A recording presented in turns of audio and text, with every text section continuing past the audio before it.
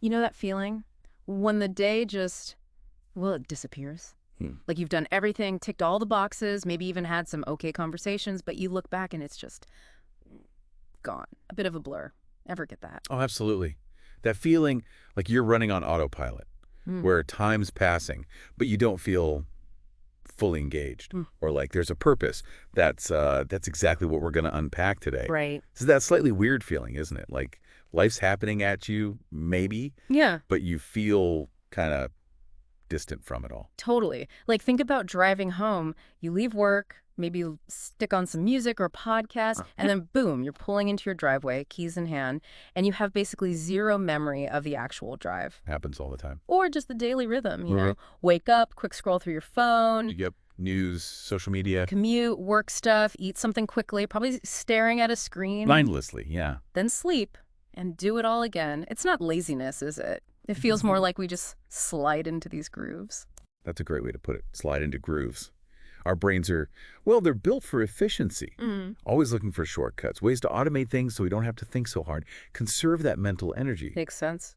But the tricky part is when that efficiency drive, which is useful, starts to, well, overshadow our actual intention, our conscious choice. Oh. That's when you can find yourself, Absolutely. moving through life but not really experiencing it. And that's where that feeling comes from that something's missing. And it's not just me or you feeling this, right? It feels like it's bigger than that. Pretty Yeah. widespread. I saw some stats actually, kind of blew my mind.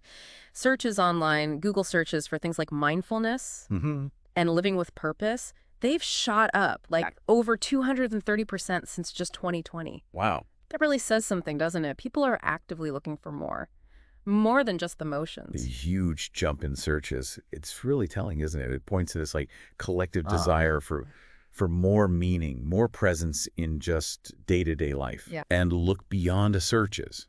Think about, say, podcasts, the huge growth in mental health stuff, self-improvement shows on Spotify. Right. Loads of them. It just backs it up. People are actively seeking out advice, different ways to feel more, well, awake, more engaged with their own lives. And you see it on YouTube too, right? Creators like Jay Shetty, Nathaniel Drew, Yeah, exactly. Huge followings. they talk about exactly this stuff and people clearly connect with it. It seems like it hits on this deep, maybe unspoken fear we have. Which is, The fear of just missing your own life, waking up years down the line and realizing you weren't really there for it. that's heavy. Which brings us right to the core question, really. What do we actually lose when we're stuck in this auto mode? Yeah. It's more than just the present moment feeling a bit, yeah. It's the knock-on effects, right, Yeah. on the bigger picture. Right. It's not just like, oh, I didn't enjoy my coffee this morning. It feels bigger, like maybe missing out on real connections with people, or those sudden moments of just pure joy, or even the tough stuff, the growth that comes from actually facing challenges instead of just coasting. Yeah, and creativity, too, that spark. Mm. And that deeper sense of, okay, what am I actually about? That can feel really distant when you're just operating by rote. Exactly. It feels like the longer you're kind of unconscious That's very- in your own life, Wow. the more you drift away from who you really are. Yeah, disconnected Yeah. from your values, your real goals, what actually makes you feel fulfilled.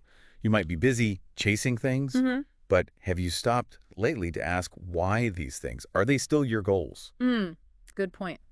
So it's not just a feeling. There's actual science behind this, isn't there? I think I read about a Harvard study. Yes, that's the one. Really fascinating. It found people spend almost half their waking hours, about 37%, thinking about something other than what they're actually doing. Almost half. Wow. Yeah. And the kicker is this mind wandering. It was linked to lower levels of happiness. People reported feeling less happy when their minds were off somewhere else. So there's a real connection.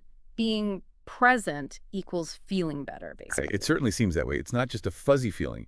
There's a tangible link between where our attention is and our overall sense of well-being. Okay, so I think we've established this autopilot thing is real, it's common, and it actually matters. So the big question is, what can we do about it? How do we start to, switch back on, be more present? Well, the research and just general wisdom, really, suggests it's about small steps, intentional shifts.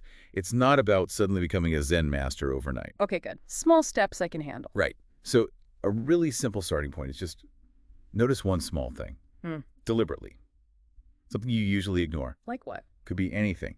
The smell of your hand soap, the Yeah. exact color of the sky right now, Mm. the feeling of your feet on the ground as you walk. Just pick one tiny detail. Okay. Like consciously tuning in for a second. Exactly. It's like a little nudge for your brain. Right. Hey, be here now, even for a moment. I like that. What else? Another thing is to start questioning your routines, gently interrogating them. Not just what you do, but why. How so? Like why that route to work? Always. Why is grabbing your phone the absolute first thing you do when you wake up?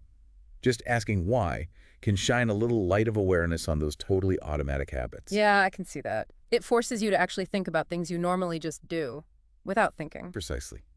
And building on that idea, you could try intentionally adding small disruptions, tiny changes to your day. Disruptions, like chaos. No, not chaos, Yeah. just small changes. Take a different street on your walk home.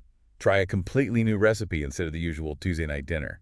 Maybe decide not to check social media during your lunch break, just once. Ah, okay. Little pattern breakers. Exactly. They just shake things up a tiny bit, make the familiar less automatic, encourage you to engage differently. Injecting a bit of novelty, making things less predictable. You got it. And one more thing. Try creating little moments. Maybe call them wakefulness rituals or mindful check-ins. Sounds fancy. Doesn't have to be. Super simple. A minute of journaling maybe. Just scribbling down thoughts. Or doing a really short breathing exercise, just focus on 3 breaths.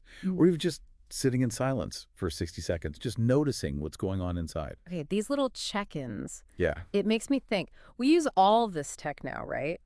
Like smart rings, watches, to track our sleep, optimize our rest. Yeah, it's huge. Which is great. Sleep's important. But it's funny, isn't it? We focus so much on being optimal when we're unconscious. What about bringing that same intention to our waking hours? That's a brilliant point. Really insightful. We invest time, money, energy into understanding our sleep. Totally. Maybe we need to apply that same sort of curiosity and intentionality to how we actually live when we're awake. For anyone using, say, an Owl Smart Ring to check their sleep quality, it kind of begs the question, are you putting similar effort into waking up to your life? Food for thought. We actually got a question from a listener that ties into this. They asked, basically, isn't autopilot just being efficient? I've got so much to do. That's a really fair question. Yeah. And it's true. Our world puts a massive emphasis on productivity, doesn't it? Getting things done. For sure. And yes, efficiency absolutely has its place. Automating routine tasks saves mental energy, no doubt. But the danger zone is when that efficiency mode becomes the default setting for life. Right. Because life is, well, it's more than a checklist, isn't it? It's the experiences, the feelings, the messy bits, the sense of actually being alive in the moment. Yeah. When efficiency totally takes over from conscious engagement, that's when we risk missing the whole point, really. That makes sense. Okay, another listener wrote in saying, I'm in my early 20s and I already feel like I'm just going through the motions. Is that normal? Oh, totally normal. Yeah. Actually, it can be a sign of real self-awareness, believe it or not. Really? How so? Well, your 20s. Yeah. It's often a time of huge change, right? Figuring things out, trying on different hats, asking big questions about who you are and where you're going, feeling a bit lost, or like you're on autopilot sometimes. That can just be your inner self saying, hang on, maybe this path isn't quite right. Ah, so the feeling itself is useful information. Exactly. That awareness, that feeling of unease, that's the critical first step. It means you're paying attention, which is a strength. Okay, good perspective. And one last one. Can you actually learn to be more present, like building a habit? Or are some people just naturally better at it? Great question. And the answer is definitely yes. You can learn it. Presence is absolutely a skill. It can be cultivated, strengthened, just like anything else. Like working out a muscle? Precisely like that. Think of it as mental fitness.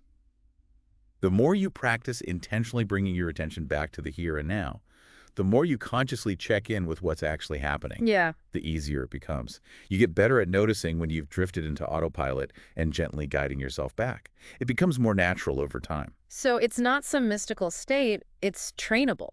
Definitely trainable. Yeah. Consistent practice makes a difference. Okay, so let's try and wrap this up. It feels like, okay, autopilot. It might feel necessary sometimes, maybe even efficient, like that listener said. But there's a real risk there. It's not just about missing a nice sunset or whatever. It's deeper. It's about potentially disconnecting from, well, from ourselves Yeah. and from what really matters. Exactly. The longer we stay in that sort of less aware state in our own lives, the more we could potentially miss. Those real connections, spontaneous joy, chances to grow, to be creative, to find a purpose that actually feels like us. And that Harvard study is a stark reminder, isn't it? That it's not just in our heads. When our minds are always somewhere else, it literally impacts how happy we feel. Absolutely. Yeah. It has tangible consequences for our well-being, but, and this is the important part, Yeah. the encouraging part is that we can change it.